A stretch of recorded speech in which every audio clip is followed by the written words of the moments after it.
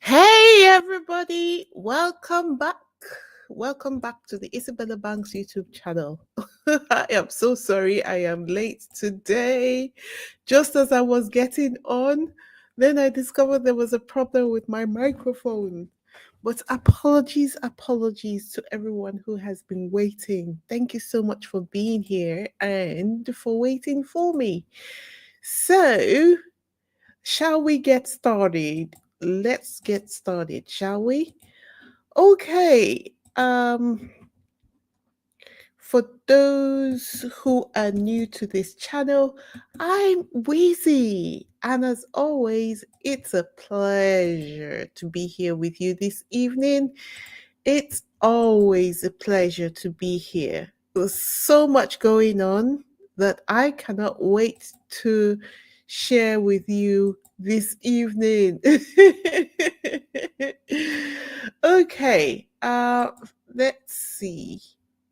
First up, let me see. Hold on. Let me just get the screen up. And see, so the Telegraph said, follow up. This is a story following up on what we were discussing yesterday.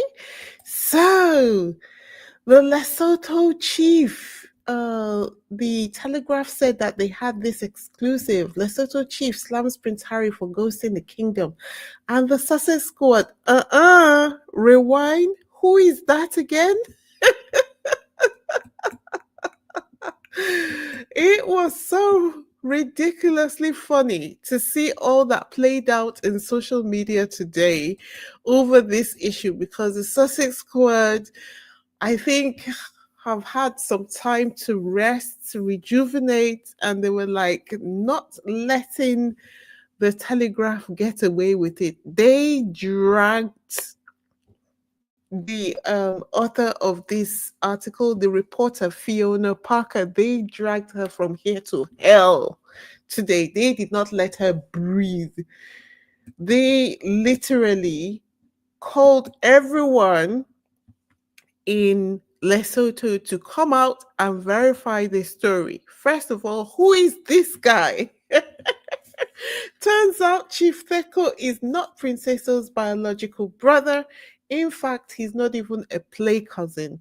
They share ancestors from 5 or 6 generations back, which actually in African culture, to be fair, such people would in Lesotho would still call themselves brothers. I know because it's the same in Nigeria. Like if I was speaking about someone who is like my um my mother's half sister's daughter's cousin, I would say my sister if I was speaking to an outsider. So if this guy told the reporter that, oh, Princesso, he's my brother, then I would say that's how that came about in the article. So I get it. I understand that. What I don't understand is why didn't the reporter do their due diligence? They're supposed to do their due diligence, right? Especially in a paper that is supposed to be one of the mainstream newspapers in the UK, the Telegraph.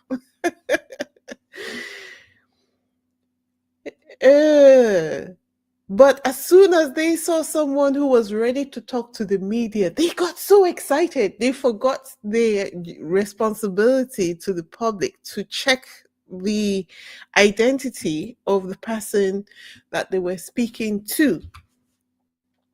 As Dr. Catherine, there's this lady on Twitter who is like literally the unofficial representative of Lesotho. She tweeted saying, Fiona and her colleagues at The Telegraph should know that the term brother/sister in the context of Lesotho culture does not bear the same equivalence as in the European context. They should have been conscious of the confusion that could have been created for the EU readers. And so if they were going to say or use the same language as African people do, to say, oh, This is Princeso's brother. They should have clarified to say not his biological brother, though, so that we will be able to have a proper understanding of the closeness between both parties. Because it is quite obvious that this man is not in the know. He has no idea what was going on. Even the Telegraph had to correct some of the things that he said while they were writing the article. Like, for instance, where they said that he had said that Prince Harry had not been to Lesotho since he got married. They actually included the wording in the article saying, actually, he may not be aware, but Prince Harry, to their knowledge, has been to Lesotho twice since he got married. So there was that. Anyway, what was amazing to me, it has just made me proud to be a squaddy today. The backlash was instant. The squad, Sussex Squad, they pulled all the receipts, including their um, Princesso's ancestral charts. I mean, if you sneeze in Maseru in the 80s, they knew about it. Masoto folk came out like, respectfully, sir, who are you again? So they forced the Telegraph to put out a correction. Look at it on the screen. It correction says this article previously reported that Chief Kobani Teko is the brother of Prince Eso of Lesotho. This was incorrect. Chief Teko is the chief whip of Lesotho Senate and a senior and influential member of the College of Chiefs and the royal family. We are happy to correct the record. Yeah, because they that's talking about correction issued. No, they didn't do it because they wanted to. They already knew, I believe they already knew the truth anyway when they wrote the article. They only corrected the article because of the amount of dragging and the fact that the people from Lesotho were coming out to say, no, we know him. He is not Princesso's brother. No, we know him. He is not Prince. That was funny. Oh, I'm laughing again. I had someone in my comments from my last video or two videos back saying, "Oh, Weezy, you laugh at everything." I don't know what I'm supposed to do. Am I supposed to be crying? Honestly, sometimes the comments in my comment section are really crazy. Anyway, so yes, there is that. I also wanted to come back and correct the story because I talked about it yesterday. Although I think intellectually I kind of understood that the man was not Princesso's brother. I also understood the connection, but um I think when I was reporting on it, I too should have said, looking at this man, I don't believe he is actually Princesso's blood brother. But I, because I understand how brothers from the same clan or people from the same clan can refer to themselves as brothers, I just automatically took that on board. I should have also clarified that when I was talking about it. But it does bring context, having this out in the open, so I can understand the reason why the Sussex Squad dragged the Telegraph, because having now understood the relationship, it then puts his comics into context as someone who, although he comes from the same clan, um it's just like a cousin from the sixth, fourth, 10th generation. He can say he knows Prince Cecil intimately because he is from, let's say, the same clan or the same town.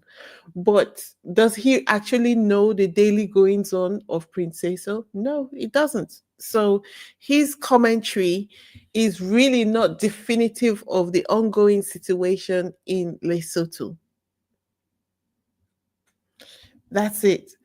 Now, having said that and having gotten that out of the way, let's talk about the glow up, baby. I know this has been all over the news and it is not new news, shall we put it that way? But um I think when we're talking about wins, we need to include the fact that Meghan is going to be a keynote queen at the Time 100 Summit on, I think this, it's starting on April the 23rd, which is 5 days from now, and it's ending on the 24th. The people who are going, she's going to be in very good company. She's going to be, Serena Williams is going to be there.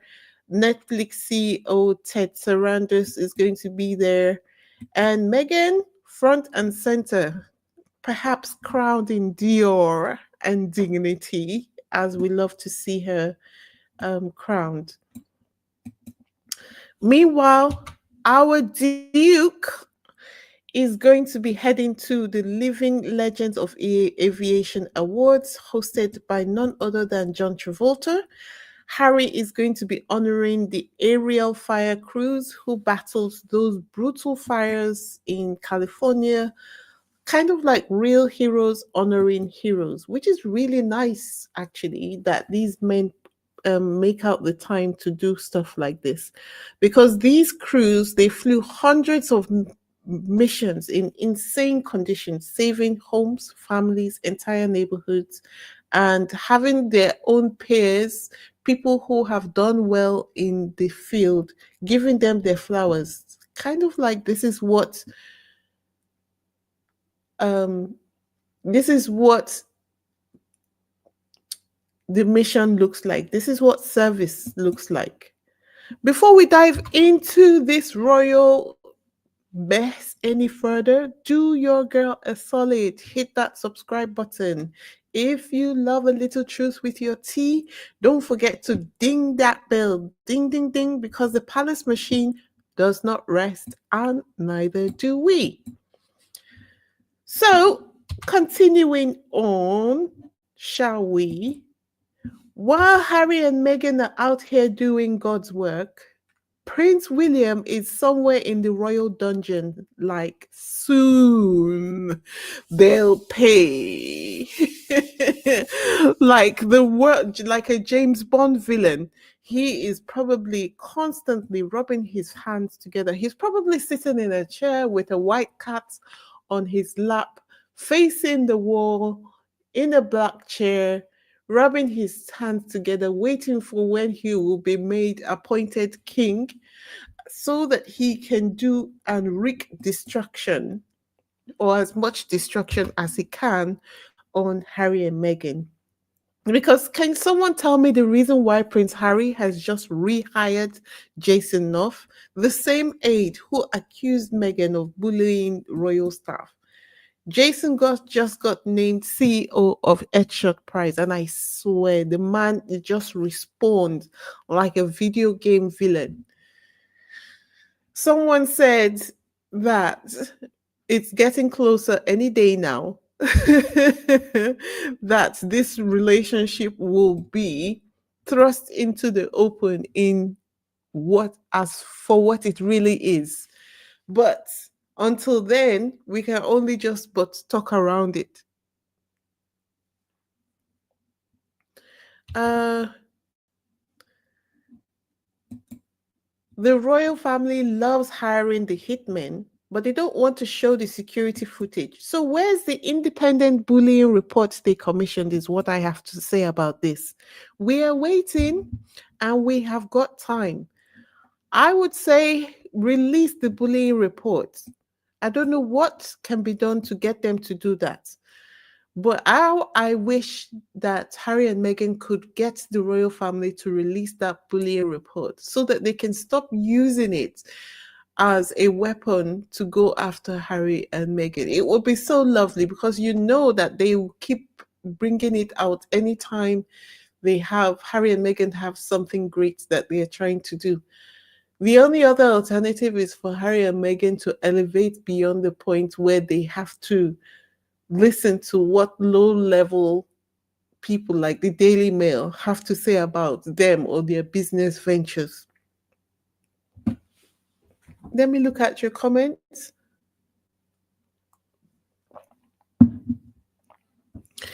Lorna says, keep your friends close and the holder for your secrets closer.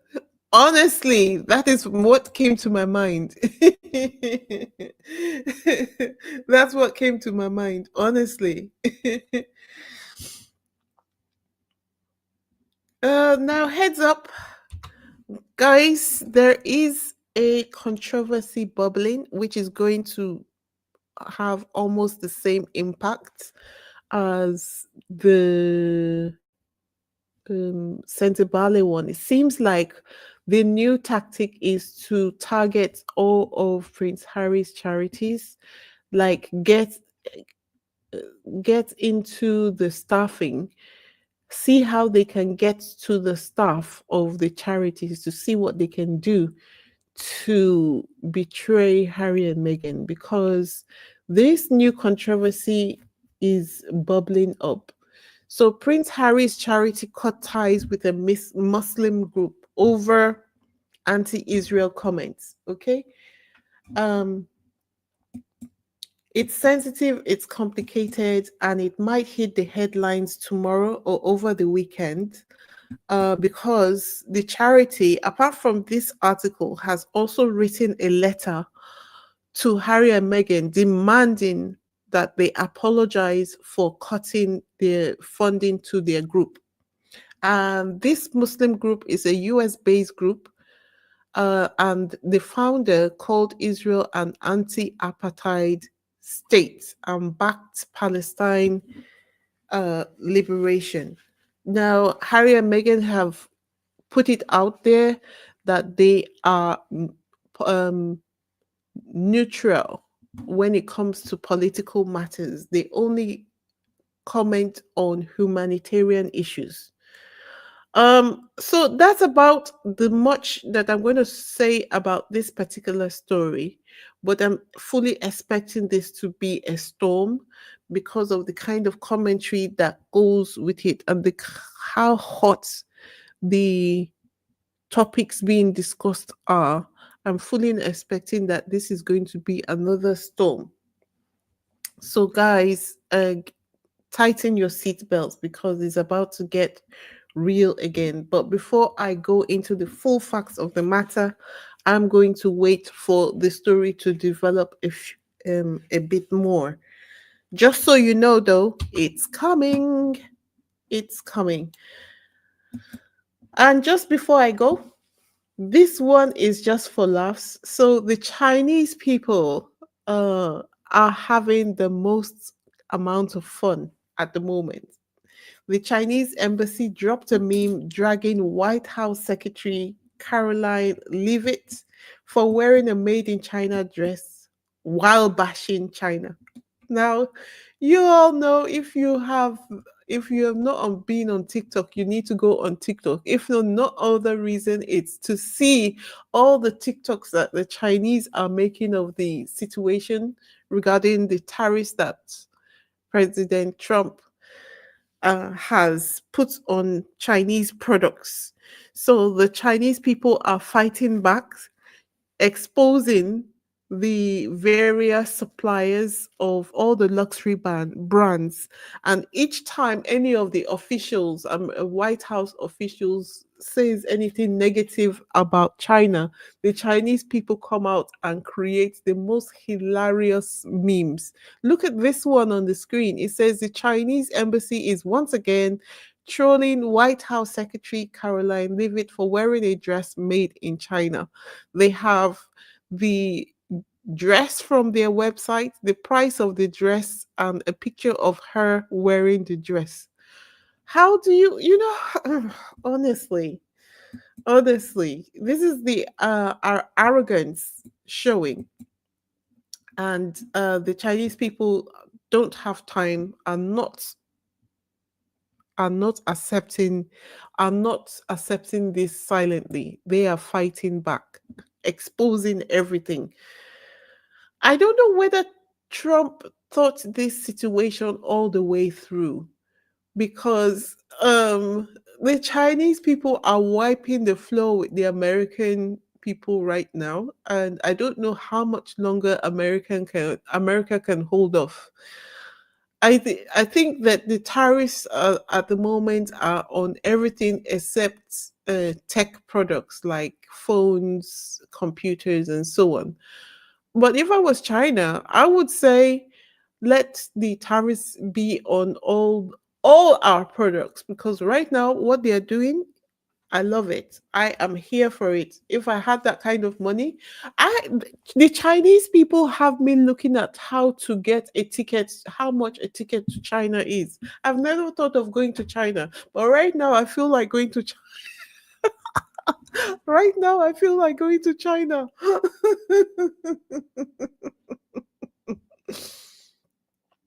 Anyway, so while the palace tries to recycle old villains, the Sussexes are building legacies, saving lives, and elevating platforms. As you can guess, that's all I have for this evening. Don't forget to like, subscribe, hit that notification bell so you don't miss any updates. Thanks for tuning in, and until next time, this is Wheezy signing off. Peace. Have a great Easter weekend, guys. Oh, before I go, let me read Lorna's comment. Lorna just said, just announced Canada now has a deal with China for oil, reducing what it supplies to the US. Congratulations! Everybody is working around the US at the moment. And honestly, if I have the opportunity to do so, China is going to emerge as the next superpower, taking the place of America. This is what America has done to itself by all of this. Anyway, guys, thanks so much for being here. Have a great Easter weekend. Oh, yes, I'll speak to you on Saturday. Ciao.